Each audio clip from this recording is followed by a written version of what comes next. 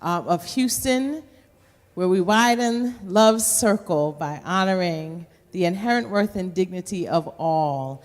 And so we have it's my honor and pleasure to introduce you all to Michelle Barnes.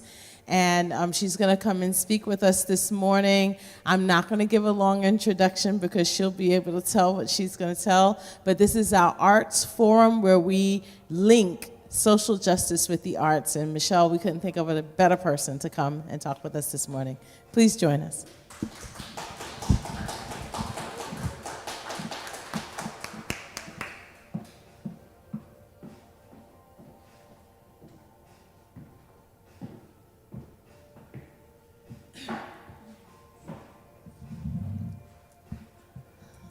Well, good morning, everyone. Thank you for the introduction. I'm sorry? Okay. I am Michelle Barnes. I am an artist educator, co-founder, executive director, and wear other hats with the Community Artists Collective, an organization that I co-founded with Dr. Sarah Trotty and many others in 1987, about 1987. So we're 38 years old now, and working earnestly to figure out how to sustain the organization, to be able to expand our services and provide greater services for the next several decades. Our organization's formal mission is to provide the educational and cultural link among African American artists in all communities, inspiring unlimited creativity. Part of the reason that I'm here is because I love the concept of this church. I'm an institutionalist myself. It's important that we create opportunities and increase opportunities for people to serve in ways that they are purposed to serve, and they know that.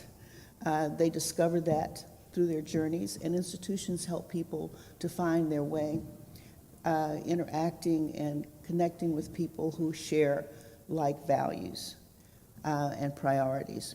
So the Community Artists Collective was founded to use the arts as a portal to engage people in meaningful work. Dr. Sarah Trotty and I were classmates at University of Houston in the 60s, very turbulent time. We found great solace in each other and in the art that we were learning more about theoretically and practicing in practical ways in the community. So as educators, arts educators, as well as ambitious and aspiring artists, our primary goal was to extend what we understand and love about the arts to children and adults. So we have a very strong value for education. We use exhibition as a way of engaging other artists who may not have or share that value, but they want to produce the work that they feel inspired to produce. We want to support that. So we have an exhibition program that requires space, specialized space, as our education program does as well. It's vital to have appropriate space. Community development includes publications, our participation and facilitation of public art, our preservation efforts of culture, our participation in community events and festivals. Entrepreneurship is our fourth pillar. Entrepreneurship has to do with knowing that artists are business people. We are producers. And in exchange for there's some transaction. It could be a trade of goods, it could be financial, but whatever it is, there's an honoring of the work that's being produced for people who find it important that they support that artist efforts and agree with what they understand the art is about. It's just like reading a good book. So, in a nutshell, that's what the collective is about. The slideshow represents the various activities that we participate in and support in our space and in collaboration with other venues, other organizations. We try very hard not to silo ourselves, and be just about the art, but rather connect the art in meaningful ways to aspects of various people's lives. So, talking to a group is not my favorite thing to do. I rather engage. So I'm open at this point if you have any questions or comments about what you've heard so far. Yes. So I see lots of pictures of you engaged in some artistic activity. How do you reach into the school system to extend that way? How do you make that connection? We do try. Thank goodness there are community centers that work with children like the Hester House or Shape Community Center, because often the schools create barriers, especially now in HISD. So even though Sarah and I have a long-term relationship, having taught in HISD and other schools, it's no less challenging for us because of the lack of relationship.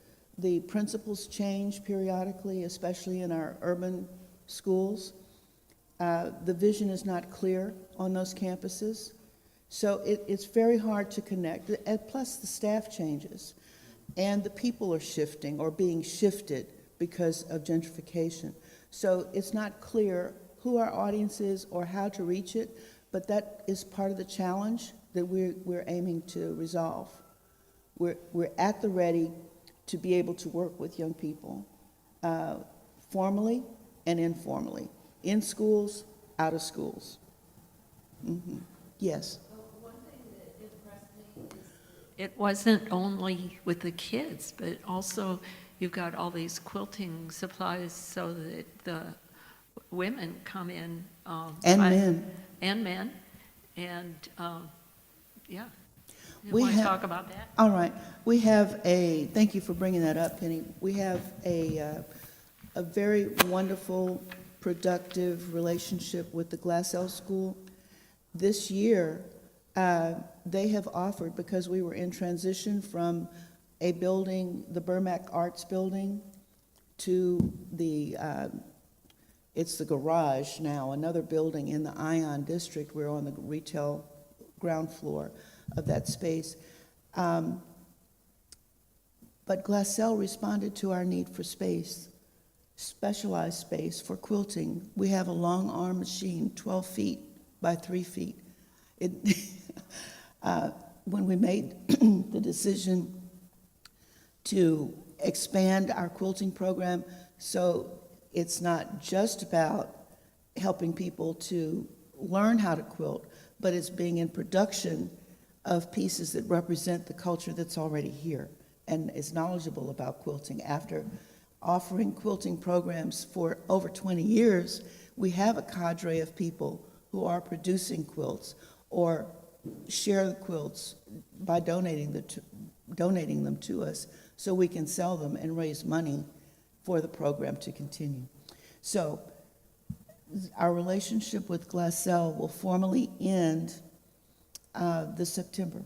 So we're looking for another appropriate space for the quilting program. And within the next 5 years, our lease is up in 5 years with the Ion District. So we're looking for an ultimate, ideally, another space to operate out of within the next 5 years. Mm-hmm. So what are some of the, you work with the quilting, what are some of the various Media. Our program offerings and education depend on the availability of the artist and what we hear from the general community that they want to learn. Increasingly, an individual may start with quilting or sewing or something that's familiar to them rather than drawing or painting, which may not have been part of their experience growing up. So we start where people are and help them to set new goals and evolve in their understanding about the arts. You know, there are a lot of people who think that craft media are not artistic. They're something else. So thanks to the G's Ben exhibition that the Museum of Fine Arts mounted, there's been a change in thinking about quilting and valuing quilting as art. So with more interest in quilting, there's been more interest in art in general. Yeah. So the processes that we apply to explaining how art has been a valuable resource in the community, we can also relate that and apply to other media. So there are artists in Houston, many, many artists, who have expertise in printmaking, as well as drawing, computer graphics, watercolor specifically, or oil painting. So as we hear what people are interested in doing, we match them with artists who are available to teach. And ideally, we have enough time to find funding so that the cost for the classes is nominal, which doesn't create a barrier for people to, in low-income areas, to participate. Yes. You spoke of selling a quilt, if it were Yes. possible. Do you ever have shows, or how do you make money? We do participate in shows. We also have a gift shop where the quilts are available. And where is that? It's at 4111 Fannin, which is really at the corner of Eagle and San Jacinto. And that's a permanent shop. Well, as permanent goes. Right, I understand, We have yeah. a lease there for about 5 years, a little bit less now. We've been there since October. And is Yeah. that open all the time? We're open Thursday through Saturday, noon until 5, and by appointment. Wow. Yes. Okay. We also participate in or did participate last holiday in the Glassell School sale, and were able to sell some of the quilts during that time. Yeah. But I'm not thinking of just quilts, all the other things. There's that are jewelry. Yes, exactly. Yes. Wonderful. There are prints and small artworks that have been done by generally the artists who are on display in the gallery. Lovely, thank you. Mhm. I hope to see you.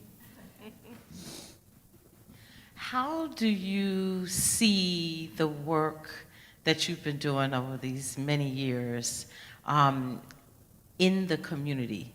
How has it affected the community? Well, the hope is that, and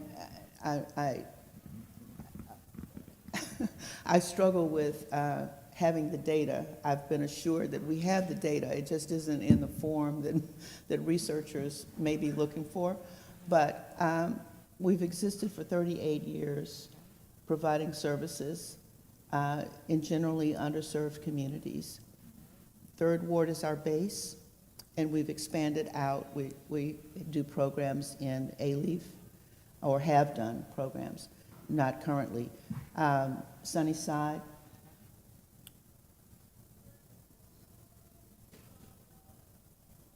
Fifth Ward. And we collaborate with other communities because we feel that the arts are a unifying factor, and our communities have been so fragmented because of development, commercial development as usual. So our goal is to reconnect in meaningful ways. And logistics, getting people together is kind of challenging, so we're doing a combination of offering centralized services in public spaces. We just had a workshop, for instance, yesterday morning at the Freedmanstown Welcome Center. There were 25 people there, learning how to quilt as it happened. But we do other workshops. We can take the materials, supplies to the people, as well as expecting them to come to us. And in terms of the entrepreneurial side and trying to train people on how to make money and how to be entrepreneurs within the arts, how long have you had that program, and how have you seen the artists that have come through take advantage, or have you? Well, I certainly have. We've been offering entrepreneurship as a concept for over 30 years. Because we have recognized from the beginning that as producers, we have products that can be sold, that should be marketed, should be available to people. And it could be a commission to do a specific work of art, like a mural, or an individual piece to hang on the wall. in an individual home or a corporation. But those happen as relationships are built and trust is available, and as people understand what it takes to produce work for a specific purpose. Yeah, it's an educational process. I think that we're making an impact. There are a lot more African American artists participating in those opportunities now than there were 38 years ago, for sure. I don't have the statistics to prove that, but I've observed. I have firsthand knowledge. And I think it's a testimony to our existence. I mean, if we hadn't been successful in those areas, we wouldn't still be standing, probably. Thank you so much for coming today. We're celebrating Earth Day here, and that's been my sort of direction. I'm really concerned about the climate crisis. And I'm also an artist, and my first job in nonprofit was working at Mecca in 2007. And so as a musician and a crafter and a storyteller, I've really watched the need and the velocity of the climate storytelling and like the environmental, social, like value that art has on like moving social change. And so I think like it's such a vital part of hopefully our great future together. But I'm just wondering if you've identified anything, or talking about relationships and growing the web and the network, anything that you all need or hope to do that's maybe different or in that direction. Because I know we've been trying to tell the stories of Fifth Ward and the Ship Channel and just Houston in general when it comes to all the issues, right? And so how can we help facilitate in that connected network of all of the great artistic voices in the city to really amplify our impact? Do you have any thoughts on that? That was kind of a broad question. It sounds like you're describing a vision. A vision is harder to reach than a goal. And the vision just has to be so big that it just seems impossible. But that's what energizes people. I mean, can you relate? Yeah. So that's how it happens. The hardest part is preparing or feeling that we are doing all that needs to be done to prepare the next generation to continue the work. The work never ends. The challenges still surmount. But we've got to prepare younger people to step into these opportunities to continue the work of service. Okay? That's a big challenge. Yeah. That's a huge challenge. It is a challenge, and when I look at my own story, I mean, I didn't have any formal training in organizational development. I wanted to hurry up and get out of college so I could get a job and support my family. But I found that wasn't enough. I have a different purpose, or an additional purpose. So I think that is helpful for me to think about, because the other young people may not think that they're prepared, but they can do. They can put 2 and 2 together and get 8. It becomes a start. Are there any other questions? Any other questions? Many of the efforts that you've made for decades, and Thank you, Tex. yeah, the youth of Houston has a real blessing in you. The city has a blessing in you, and the community. Thank you. And the trials of being here as an artist and someone who wants to communicate spirit and expression are sometimes insurmountable in terms of what we have to do.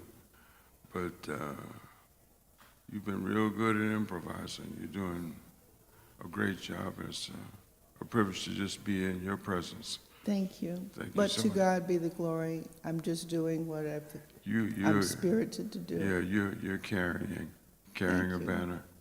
Thank And you. it's really good and great to see. I want to add one more comment to your concern about the environment. Through the Witness series, the artist Christy Rangel is facilitating a program, ongoing program, and we have cards for that, so that artists and other creative people are involved in the environmental issues, environmental justice issues, formally. Get to network with each other. Now, I'm going to ask one more question. Is there any way that FIRSTUU can be of help with the collective? Absolutely. There are skills that are necessary to do this work. Marketing, data, analysis, program development, fund development, and fund development is tied to board development. There's just so many ways to plug into infrastructure as well as direct programming. So we just need to have a conversation to match appropriately what people are interested in doing, capable of doing, with the real work that needs to be done. Well, thank you so much for being here with us. My pleasure. Thank It you has so been much. an honor to hear some of the things that the community collective is doing, and to hear about your work and how impactful. And I've known about your work for a long time, so I know how impactful it is in the community, Thank throughout you. the community, and not just within Third Ward, but again extending outside of Third Ward into the other Greater Houston areas. And so we look forward to seeing many, many years of the continuance of the Artists Collective. And so I say thank you, and I also encourage you all, if you have questions that you want to ask Ms. Barnes in Channing Hall, to go over into Channing Hall, have a cup of coffee, and service will be starting in another about 15 minutes. Thank you all so much for being here with us.